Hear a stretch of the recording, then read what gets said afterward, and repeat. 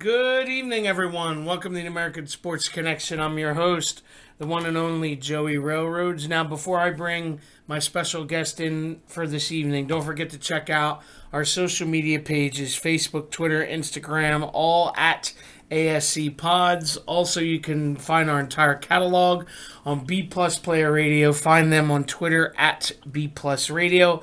Also, check out their sponsors over at Audible. You could get 30 days free from them. Listen to podcasts. There's a lot of ebooks you can check out. Go to audibletrial.com/B plus players. And don't forget to check out our sponsors over at Too Sweet Magazine. Find them on Twitter at 2TOO Sweet Mag. All right, my special guest for this evening. He is the proprietor of Synergy Pro Wrestling, Mr. Colin West. Colin, how are you, sir? Oh, I am living the dream, my dude. I don't know whose dream it is. It's somebody's, but I am living it.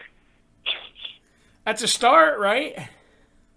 Yeah. I mean, look, as long as I don't wake up, I'm good. Because you wake up and things are just horrifying, bro. They really are. But now that we're 3 days out from Synergy 10, I'm thrilled that we've made it to 10 shows. It is the longest that I've ever done anything that hasn't blown up and exploded into a fiery fireball of fiery death. So I'm thrilled. I'm very excited. I was going to say, to get to 10 shows is a big achievement in the area that we're in that is what I would consider oversaturated at times with pro wrestling. Yeah, it is, but to be fair, there's a lot of good workers here. Absolutely. There's a lot of good workers in this area. So, I mean, here's the thing. I'm always going to come at it from the talent side. Not saying that I'm talented. I'm just saying that I started in the commentary booth and I started as a manager. So I didn't start as a promoter first. So as long as the boys and the girls in the locker room are getting paid to work, as long as they've got opportunities to apply their craft and do their thing and make money, go for it. Go for it. Like, I don't care about there being oversaturation of the product. A lot of people like to complain about it. I don't, because the good promotions will stay and the bad ones will die off.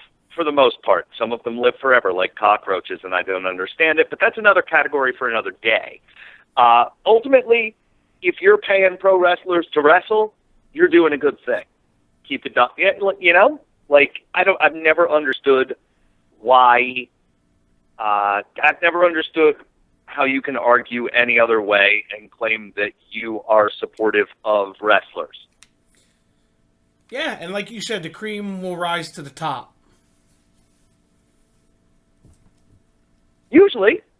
Usually, scum also rises to the top. Have you seen a pond? It's all cream and scum up here. That's really all it is. And sometimes it is very hard to differentiate one from the other. But you know what? Get that going, trending on Twitter. Hashtag cream and scum. I've seen that video. It's disgusting. You know what? Never mind. That's another story for another day. That's another story. We'll keep wrestling. Back to it. Fair enough. This always happens with us. How does this happen? Yeah, I don't know. Family-friendly pro wrestling, right? Now, hashtag cream and scum. Yeah. It only took us 5 minutes to fall completely off the rails. Nah, you know what? Come on, railroads, get me back on the rails. Let's go. Let's do this. Shoot, motherfuckers, they say. All right, since you have your show coming up in a few days, I wanted to run down the card that I have in front of me and get your thoughts on each match. Yeah, absolutely. All right, we'll start off here where we have Aaron Bradley going one-on-one with Drake Chambers. Yeah, I mean, this is kind of a jockey for position match between a guy in Chambers who had match of the year in November came up short for the Synergy Championship in a triple threat in January, watched his rival Frightmare win it, and kind of has stumbled around a bit since, not in a bad way, just trying to find his footing, find his form, find his place. And Aaron Bradley, who kind of has gone in the opposite direction, where he had a change of attitude, reeled off a couple of wins, and then came up short in a triple threat match where he could have called his shot. So these are two guys who kind of need to find where they are right now. That being said, they are two of the guys I've met in this business who get angry the easiest. I mean, there are guys who get angrier than them, but Chambers and Bradley are two dudes who it does not take much for these two to pop off. So as a fan of blinding, white-hot, angry violence that I am, I just kind of wanted to see what would happen if I put two very angry gentlemen in a ring with each other and let them hit each other. So there we go. You're gonna get double the anger. Yeah, and to be real, these are two guys from the northern New Jersey area that have not wrestled in singles competition. This has never happened. I like putting matches out there that have never happened because there's a lot of places where you can go and see the same match 435 times. Go for it. But I'd rather see what two guys who have never worked each other can do. So that's Bradley versus Chambers. I agree with you. And I also feel like these guys, in a lot of ways, are underrated and underappreciated. Yeah, tell them that. They'll be your best friends. I agree, though, and it's for different reasons. One, I mean, Bradley has kind of done the grind slowly. That doesn't mean bad. That means slowly, climbing through the ranks. He appreciates working for individual promotions and telling stories and grinding and proving his worth. And Chambers is the kind of guy who's pretty mercurial. He'll pop up over here at one point. Maybe you'll see him in On Point for a year, and then you'll see him over here for a year, and now he's in Synergy, and we're happy to have him. But he picks his spots very carefully. So these are two guys who will always feel like they have something to prove. Definitely.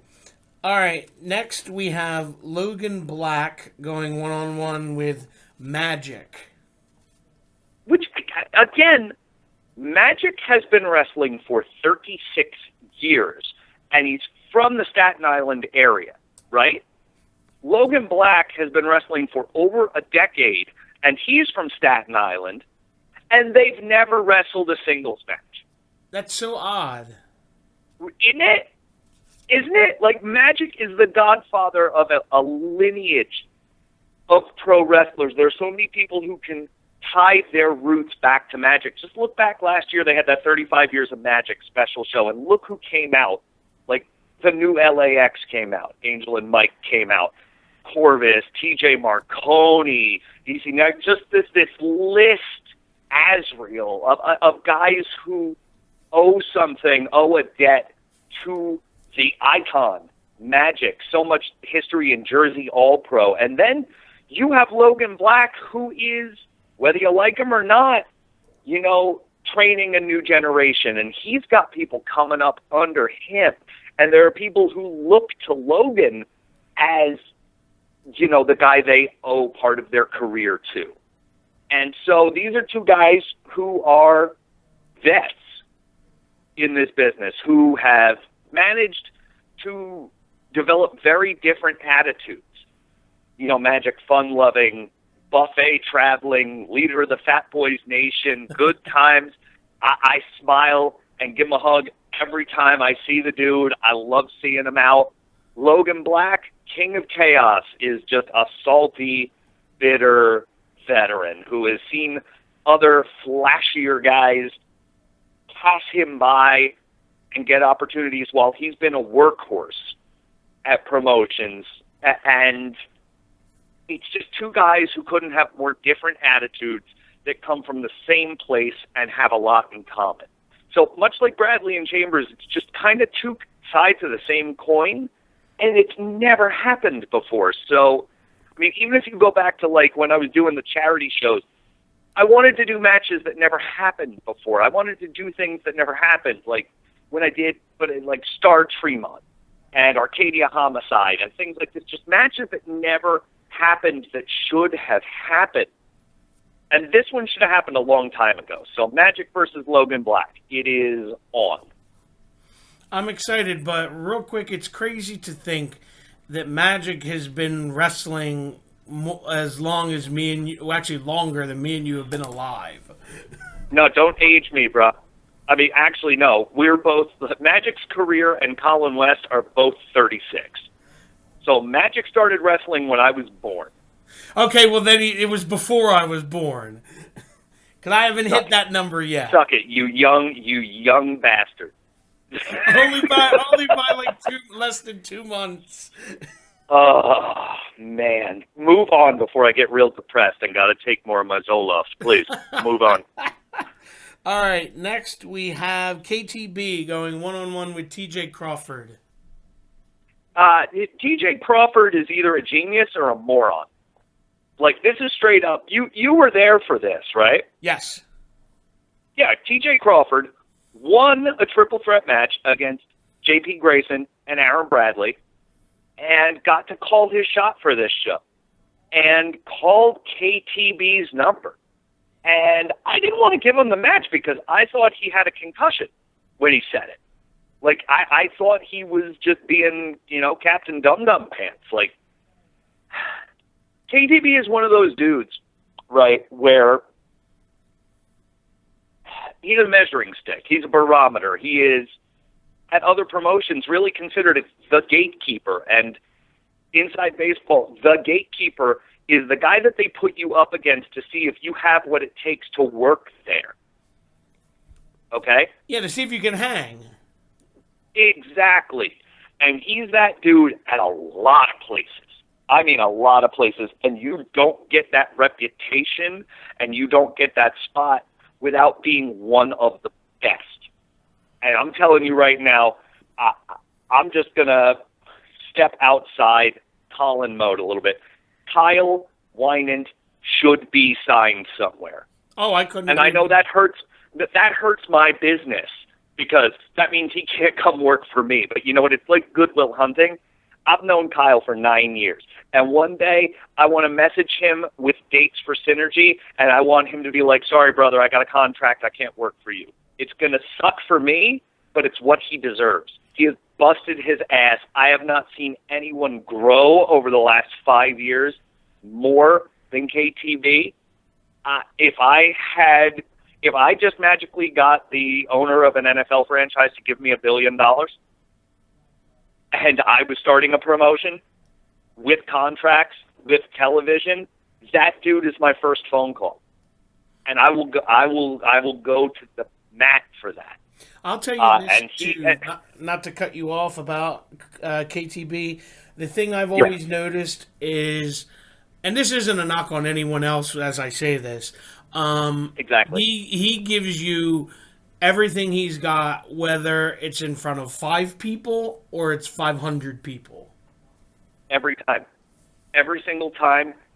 He's clean. He does shit like, there's not a step out of place. I mean, but getting back to it, I can't put over KTB more than I just have. That being said, TJ Crawford looked me dead in the face and said, I want that dude. I want that dude. So what does that tell me about TJ Crawford, a dude that moved here, real life, moved here from Chicago to get world-class training and to face the best in the most saturated pro wrestling market in the world. That's who TJ Crawford is. TJ could have stayed where he was and been comfortable.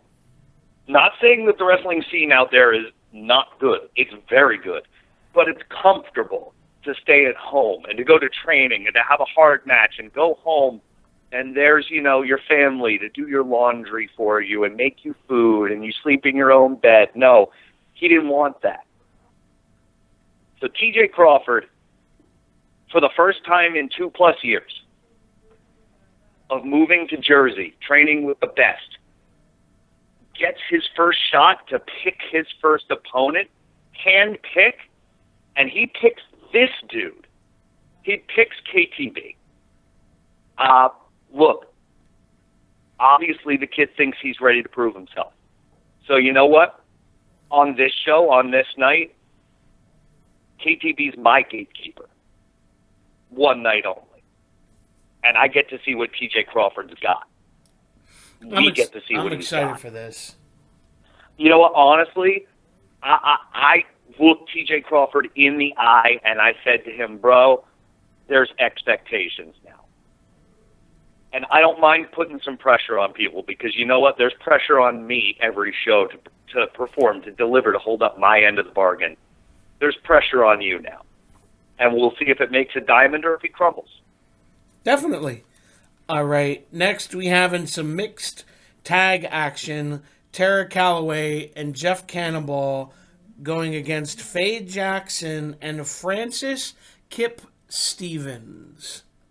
Yes, we have a loving couple in their late 20s and early 30s versus Booty and the Geek. So you got to trademark that. I don't think I can. I feel like I'm not that smart. Somebody came up with that before me. Come on now. I know somebody came up with that somewhere else before me. This is what I'm going to say. Jeff and Tara won the first ever mixed tag team match in Synergy history. Jeff Cannonball was on the first ever Synergy Pro Wrestling event. Dropkick Depression, which is something everybody should support, is happening this June. Please look it up. It's in the Old Bridge, New Jersey area. Faye Jackson is one of Tara Calloway's longest-running rivals and frenemies. And Francis Kip Stevens is a show stealer and one of the most fun-loving, entertaining guys in pro wrestling. That being said, Kip is very intimidated of Faye, and Faye is very pissed off that she has to team with Kip. That's just real. But I said, do you want a shot on the show? Do you want a spot? This is what I have for you. They both said yes, but I think that Kip is shaking in his boots because I don't think Kip has ever experienced a woman quite like Faye Jackson, and I don't think Faye Jackson has ever given the time of day to a man like Francis Kip Stevens. So, talent alone, these two can hang with Jeff and Tara. I don't know if they're going to be cohesive enough. But it's going to be so fun and so entertaining. Just a little tidbit. I am very strongly leaning towards opening the event on Saturday with this mixed tag team match. Awesome. All right, let's see here. We have a 4-way match, and the winner of this match gets a contract with Synergy Pro Wrestling. We have Ace Austin, Black G's, MV Young, and Killian McMurphy. Right? This is another one where it's just guys who some have worked each other in singles matches like Ace Austin, Killian McMurphy. That's something that's happened. Ace Austin, MV Young, that's something that's happened. But in a 4-way capacity, in this kind of mixed match environment, this is unique. And I mean it. Whoever wins this match, I'm just going to start booking on a regular basis. I'm going to start putting them on shows on a regular basis. I know MV Young hasn't really said anything to me about it, but Scott Cerriti quit the company over it. You saw that last show. Like, he quit the company because his boy MV wasn't just handed a contract. I can't just do that. Like, when I got guys coming to me, like Killian and G's and Ace Austin saying, yo, give us a shot. You know, no disrespect to MV Young. I'm not saying he's worse than them. He's not. But he's not better than them either. There's a lot of high-level talent out there. I got one roster spot. So winner takes it. That being said, you got a guy who's undefeated in singles matches at Impact Wrestling in Ace Austin. That tells me something. You've got the last ever Jersey All Pro Wrestling World Heavyweight Champion in Black G's, and the second to last ever Light Heavyweight World Champion in Black G's, and a best of the best winner in Black G's. You have the Shamrock Shooter, a guy who has tapped guys out all over the Northeast, Southeast, and Midwest in Killian McMurphy, one of the more talked about talents in pro wrestling today. And you have MV Young, a guy who was trained by Larry Zbyszko, a guy who can suplex, I believe, everything. Everything. If it has a weight and a mass, MV Young can suplex it. I believe it. Who dominated Pittsburgh to the point where he moved to Brooklyn to find new competition. So I'm happy to have any one of these four guys on the roster full-time. May the best man win. I think that says it all right there. All right, and last but certainly not least, we have Frightmare defending his Synergy Pro World Heavyweight Championship against the Bad Apple, Matt McIntosh. And momentum is really on McIntosh's side here. Usually you don't say that about a champion in his second title defense. Usually it's just the beginning of the streak, you know? The build. You just put good opponents in front of a guy like Frightmare and let him build a resume. But McIntosh kind of ground Frightmare's momentum to a halt last show, interrupted an Iron Man match that had gone 30 minutes, was tied a fall apiece with Joe Gacy, just wiped out the whole match, and then stole Frightmare's mask. Not just stole it, ripped it right off his damn head, and then pretty much spit on it and threw it right back at him, saying, hey, I can take this whenever I want. It was the ultimate sign of disrespect, not only stealing the mask of a luchador, but then just throwing it right back on him like it was nothing. It was one of the most disrespectful things I've seen in a long time, and I basically greenlit this championship match to prevent anything worse from happening, because there's nothing worse. The only thing that would have been worse in that situation, Mike, and you can agree with me here, there are certain things, as far as you get into the wrestling business, that are still sacred, and if Frightmare's face had been revealed to cameras or fans or anything, it would have been terrible. Definitely. It would have been terrible. And so I wasn't going to let that happen. And I hate to say it, but from a business side of things, now we have intrigue. Now we have a rivalry. Now we have two guys who hate each other. So why not make the match? There's hype. I'd be an idiot not to capitalize on it. I was going to say that kind of sells itself. That's what I'm saying. Like, if McIntosh is going to go into business for himself and steal a guy's mask and jump our champion, the same night he beats Matt Tremont, by the way, with interference, we'll get to that. But you beat the former champion, you beat up the current champion, you steal his mask and then throw it back in his face. I'd be a fool not to book that match. So it's done. Frightmare, McIntosh. Either Frightmare stands his ground and gets his revenge, or McIntosh has just parlayed hype into basically stealing the Synergy Championship. It'll be interesting, to say the least. I'll say this. If Matt McIntosh leaves Synergy 10 with the Synergy Championship, he will hold titles right now simultaneously for 4 different promotions. So that says something about where McIntosh's career is right now. That's very, very impressive.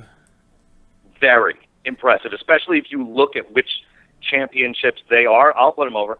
Holding the WrestlePro Gold Championship and the Synergy Pro Wrestling Championship, among others, at the same time. The Capital Wrestling. I mean, this is a resume. He'll basically own this damn state. Seriously. If he wins this title on Saturday, Matt McIntosh will own the state of New Jersey. You heard it here first. Now, Colin, how can people get tickets if they want to before Saturday? But you can still log on to synergywrestling.com. That's the most direct way, SYNERGY wrestling.com. There is a TicketBud site. If you use TicketBud, we're also listed on Eventsy. You can click through there to tickets.